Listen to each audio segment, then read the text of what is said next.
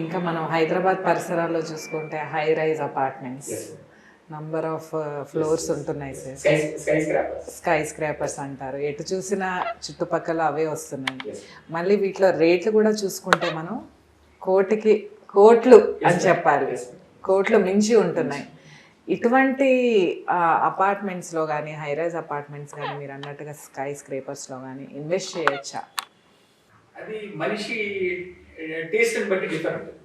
కొంతమంది అవుట్స్కట్స్ లో ఆహ్లాద వాతావరణానికి అనుకూలంగా, ఆహ్లాద వాతావరణానికి అలవాటు పడి పబ్లిక్ కి కొంచెం దూరంగా చల్లటి వాతావరణంలో ఉండాలని కొంతమంది ఆలోచన ఉంటుంది. కొంతమంది హైదరాబాద్ లో మీకు తెలిసి ఉంటుంది, దగ్గర దగ్గర 5 లక్షల నుంచి 10 లక్షల ఐటీ ఎంప్లాయీస్ ఉన్నారు.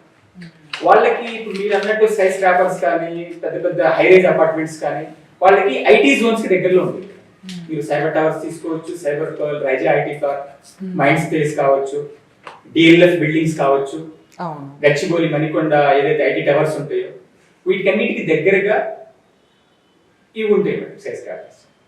ఎవరైనా ఎంప్లాయీస్ ఎవరైతే జాబర్స్ ఉన్నారో ఆల్రెడీ, ఎవరైతే వృత్తిలో ఉన్నారు సాఫ్ట్వేర్ లో కానీ హార్డ్వేర్ లో కానీ, వాళ్ళకి ఏంటంటే వాళ్ళకి దగ్గరగా ఉండటానికి నివాస యోగ్యంగా ఉంటుందని ఆ వైపు వెళ్తున్నారు.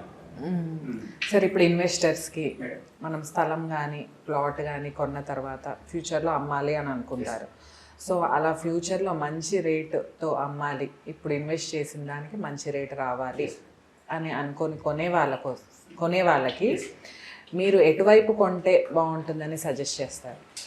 అంటే నా సలహా ప్రకారం అయితే 4 హైవేస్ కి అనుకూలంగా ఉన్నాయి మేడం.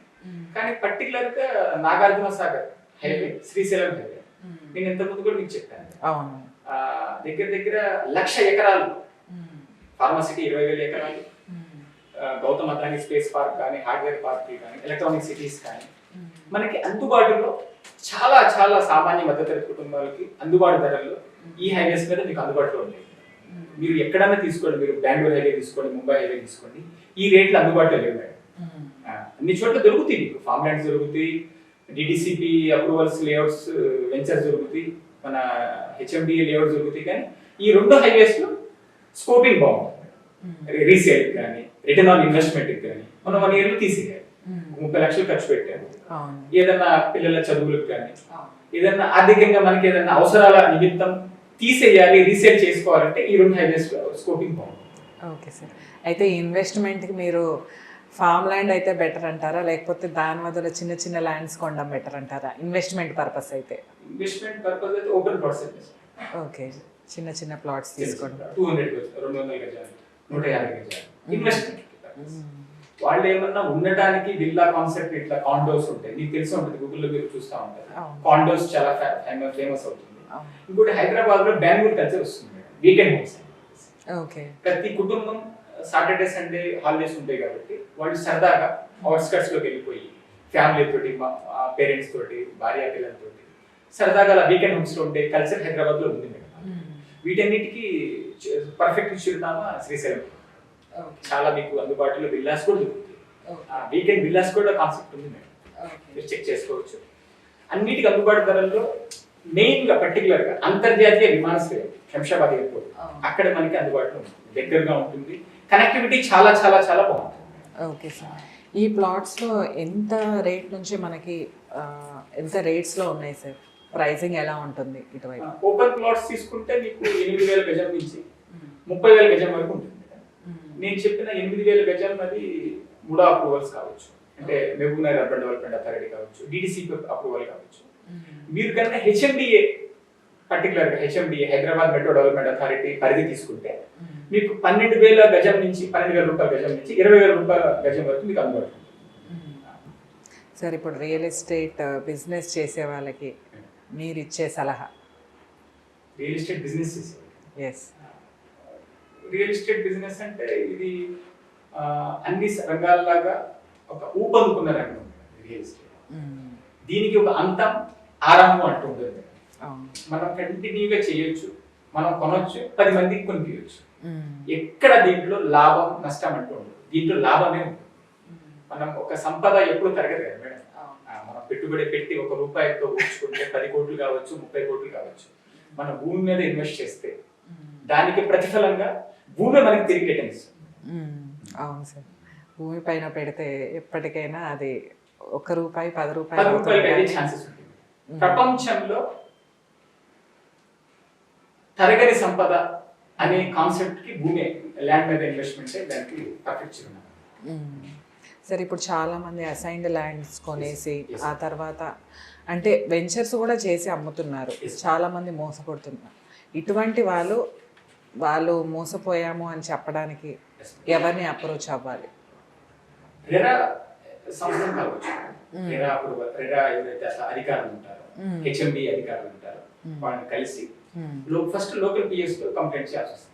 ఓకే, లోకల్ పిఎస్ లో కంప్లైంట్ చేసిన తర్వాత స్టెప్ 2 లో వాళ్ళు హెచ్ఎండి రెరా ఏదైతే డిటిసిపి వాళ్ళు ఉంటారో ఆ అధికారులు సంప్రదించవచ్చు. వాళ్ళు కరెక్ట్ గా సలహా ఇస్తారు.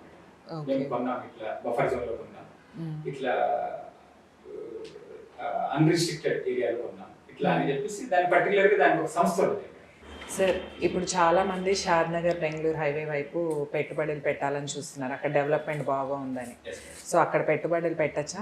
పెట్టచ్చు మేడం. షాద్నగర్ ఇప్పుడు మీరు ఇప్పుడు చూస్తే హైదరాబాద్ లో బహదూర్పురలో ఉన్న జూ పార్క్ అక్కడికి తరుగుతుంది. ఓకే, ఇక్కడ ఫస్ట్ 60 ఎకరాల్లో ఉన్న జూ పార్క్ అక్కడ 800 ఎకరాల్లో ఒక పర్యాటక రంగంగా అభివృద్ధి చెందుతుంది. ఓకే, మీకు అక్కడ జేపీ దర్గా కావచ్చు, జాంగిపీ దర్గా కావచ్చు, అక్కడ పర్టికులర్ ఫార్మ్ ల్యాండ్స్ కావచ్చు.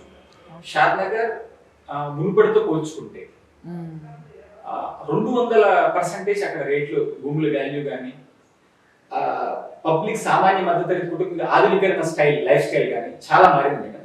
షాద్నగర్ దీని అభివృద్ధి. ఓకే, అక్కడ ఇన్వెస్ట్ చేయడం చాలా చాలా వరకు 100% సార్. ఇంకా మనం వింటూనే ఉన్నాము, ముంబై హైవేలో సదాశివపేట్. సో ఇక్కడ ఇన్వెస్ట్మెంట్ గురించి చెప్పండి. సదాశివపేట్ సిటీకి చాలా అందుబాటు ధరల్లో, సిటీకి చాలా దగ్గరలో ఉంది. కనెక్టివిటీ పోల్చుకుంటే, అవుటర్ రింగ్ రోడ్ తో పోల్చుకుంటే సదాశివపేట్ అభివృద్ధి చెందుతున్న ఏరియా. అవును, మీరు సదాశివపేట్ మెయిన్ ఏరియాలో ధరలు చూస్తే ₹1,00,000 గజం నడుస్తుంది. ఓకే, ఇది compare to Dilsukh Nagar. Dilsukh Nagar heart of the సిటీలో ఏం రేట్ నడుస్తుందో సదాశివపేట్ లో అదే రేట్ ఉంది. సో దీంతో పోల్చుకుంటే మనం చెక్ చేసుకోవచ్చు అక్కడ ఏ రకంగా ఫార్మా కానీ, ఇండస్ట్రీస్ కానీ, పబ్లిక్ లైఫ్ స్టైల్ కానీ చాలా చాలా అభివృద్ధి చెందుతుంది. బెంగళూరు హైవేలో సదాశివపేట ఒక పర్టికులర్ గా మీరు గమనించవచ్చు. అక్కడ నియర్ బై ఆక్స్ఫర్డ్ యూనివర్సిటీ అని టోల్ గేట్స్ అందుబాటులో ఉంటాయి, పక్కన పెద్ద పెద్ద బ్రిడ్జెస్ ఉన్నాయి.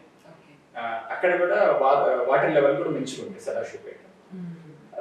అక్కడ కూడా పెట్టుబడి పెట్టడానికి అనుకూల ప్రదేశంగా నేను అనుకుంటున్నాను. Okay sir, me valuable suggestions and మీరు చెప్పిన జాగ్రత్తలన్నీ ప్రజలు పాటిస్తారని కోరుకుంటూ